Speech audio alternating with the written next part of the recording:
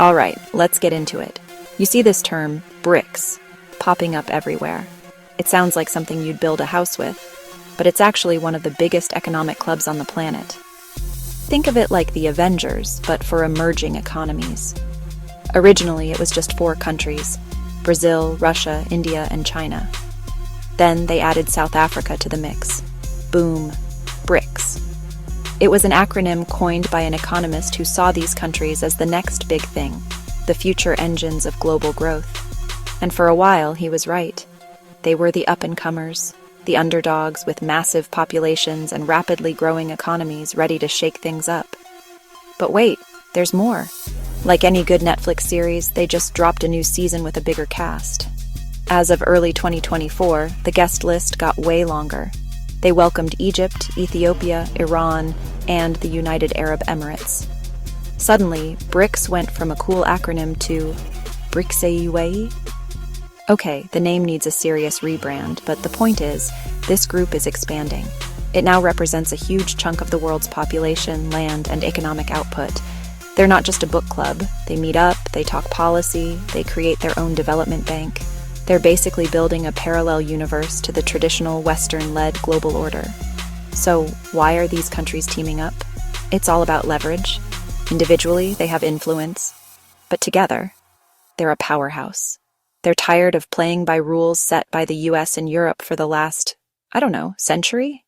They look at institutions like the World Bank and the IMF and see a system that they feel doesn't fully represent their interests. So they said, you know what? Let's make our own.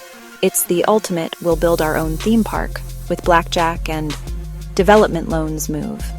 This isn't just about economics. It's a political statement. It's about creating a multipolar world where decisions aren't just made in Washington or Brussels. This collective ambition is the driving force behind everything they do, from creating their own bank to, you guessed it, their own payment system. They want to be less dependent on the US dollar, which is the king of global currency. Right now, if you want to trade oil, buy soybeans, or do pretty much any major international business, you're probably doing it in dollars. BRICS wants to change that. They want to trade with each other using their own currencies, cutting out the middleman. This desire for financial independence, this quest to de-dollarize, is the crucial backstory you need to understand the next big act in their plan: BRICS Pay. Okay, so what even is a payment system? It sounds super technical and boring, but stick with me. It's basically the plumbing of the global economy. You don't think about the pipes in your walls until you turn on the faucet and nothing comes out, right? A payment system is exactly like that, but for money.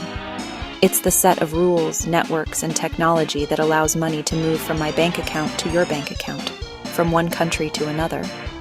When you tap your card to buy a coffee, that's a payment system at work. When your company wires you your paycheck, that's a payment system. It's the invisible infrastructure that makes our entire financial world go round. These systems are absolutely critical for a country's survival and growth.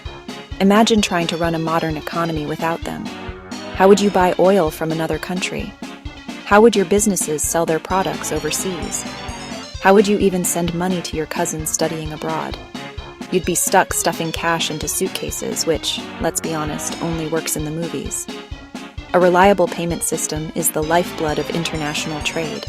It allows for trillions of dollars to zip across the globe every single day, seamlessly and securely. Without it, the global economy would grind to a screeching halt. It's the difference between a 21st century economy and, well, trading goats. This is why major economies are obsessed with having their own robust national payment systems. The United States has systems like Fedwire. Europe has SEPA. India has its wildly successful UPI, which has totally transformed how people pay for things there. Having your own system gives you control. It means you can set the rules, you can ensure it's stable, and you're not entirely dependent on another country's infrastructure to keep your own economy humming. It's a matter of national sovereignty. You don't want a foreign power to have the ability to just flip a switch and turn off your country's financial pipes. Now, think bigger. When you connect all these national systems, you get the global payment network. And for decades, the main operator of that global switchboard has been a system based in the West. This is where the drama starts. If one entity controls the plumbing for the whole world, they have immense power. They can see where the money is flowing, and more importantly, they can decide to turn off the tap for certain countries if they want to. This concentration of power is exactly what makes the BRICS nations nervous and why they feel the need to build their own set of pipes. So, given this whole backdrop of wanting independence and control, the BRICS nations came up with an idea. BRICS Pay. What is it? In simple terms, it's a proposed payment system designed to connect the member countries directly, allowing them to do business with each other using their own local currencies. Imagine Brazil wants to buy electronics from China. Instead of first converting Brazilian real to US dollars, and then dollars to Chinese yuan, BRICS Pay would let them settle the transaction directly. It's like cutting out the most powerful, most expensive middleman in the history of finance. A direct flight for your money, with no layover in Dollarville. The motivation here is crystal clear, and it's a big one: de-dollarization. For years, the US dollar has been the world's reserve currency. This gives the United States what some call an exorbitant privilege. It can print money, run up debt, and impose powerful economic sanctions simply by controlling access to the dollar-based financial system. When the US sanctioned Russia after the 2022 invasion of Ukraine, it cut them off from key parts of the global financial network. This was a massive wake-up call for other countries, including those in BRICS. They saw just how vulnerable they were and thought, we need a plan B. BRICS Pay is that plan B. The goal isn't necessarily to kill the dollar. That would be a monumental task. The goal is to create a viable alternative, a parallel system that reduces their dependency. It's about having options. They want to create a financial ecosystem where they are insulated from the political decisions of the West. If they can trade amongst themselves without touching the dollar or Western systems, they can bypass sanctions and conduct their economic policy on their own terms.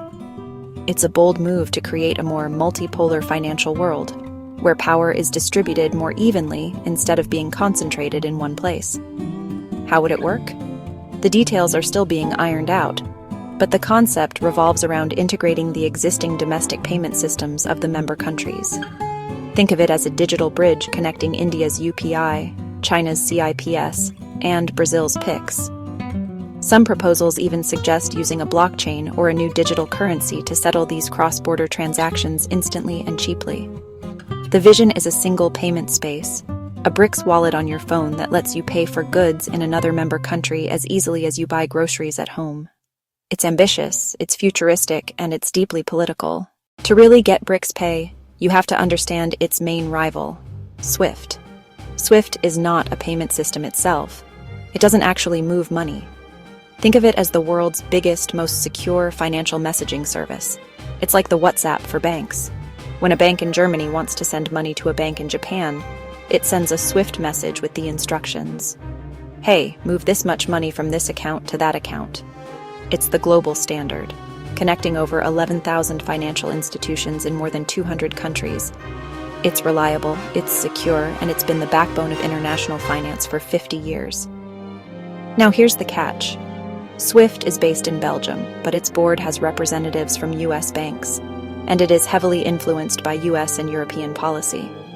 This is where the power lies.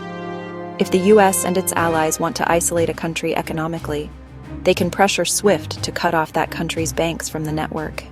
This is what happened to Iran, and more recently, to several major Russian banks. Being kicked off SWIFT is like being excommunicated from the global financial church. Suddenly, doing basic international trade becomes a nightmare. You're cut off, isolated, and forced to find cumbersome, less secure workarounds. This is the exact problem BRICS Pay is designed to solve. It aims to be an alternative to SWIFT, but just for the BRICS bloc and any other countries that want to join. It wouldn't just be a messaging system. The vision is for it to be an integrated platform that handles both the messaging and the actual settlement of funds. So, instead of a Brazilian bank sending a SWIFT message to an Indian bank, they could just execute the entire transaction within the BRICS Pay ecosystem. It's a one-stop shop designed to be immune to Western political pressure. It's their own private financial internet. So, is this a real threat to SWIFT? In the short term, not really. SWIFT is too big, too embedded in the global system to be replaced overnight. But BRICS Pay doesn't need to replace SWIFT to be successful. It just needs to provide a credible alternative for a significant portion of the world's economy. If the BRICS nations, which account for over a third of global GDP, start doing more and more trade through their own system, that will slowly but surely chip away at the dominance of the existing infrastructure and, by extension, the US dollar. It's not a knockout punch. It's death by 1,000 cuts. So, let's bring this home. What does a new payment system for a bunch of countries halfway across the world mean for you? Well, the effects could be bigger than you think. For starters, let's talk trade and business. If you own a company that imports goods from China or exports to Brazil, BRICS Pay could make your life way easier and cheaper. Transactions could become faster and involve lower currency conversion fees. You'd no longer be paying a premium just to have your money make a round trip through the US dollar. This could make goods from BRICS countries cheaper and boost trade between them significantly. What about travel? Imagine you're an Indian tourist in South Africa. Instead of worrying about exchanging rupees for rand or getting hit with high credit card fees, you could potentially use your phone and a BRICS Pay-enabled app to pay directly, just like you do at home. It would make travel within the BRICS bloc seamless, creating a sort of financial Schengen area. The same goes for sending money home. If you're an Ethiopian working in the UAE, a BRICS Pay system could offer a much cheaper and faster way to send remittances to your family, bypassing expensive traditional services like Western Union or MoneyGram. Of course, this whole plan isn't a slam dunk. There are huge challenges. First, you have the technical hurdles. Building a secure, interoperable payment system that connects the vastly different banking and tech infrastructures of countries like Russia, China, and India is an incredibly complex task. Then, there's the trust issue. Will all the member countries, who are often geopolitical rivals themselves, hello, India and China, fully trust a system that might be dominated by one of them? And finally, there's the question of adoption. Will businesses and individuals actually use it? Building it is one thing. Getting people to switch is another. In the end, BRICS Pay is more than just a piece of financial technology. It's a symbol of a shifting world order. It represents a concrete step by a group of powerful nations to build an alternative to the Western-led global system. Even if it faces setbacks, the very idea of it pushes the conversation forward. It forces the world to confront the concentration of financial power and the weaponization of finance. Whether BRICS Pay becomes the next SWIFT or fizzles out, its existence signals that the unipolar moment is over. The future of global finance is likely to be more fractured, more regional, and a whole lot more competitive. And that right there changes everything.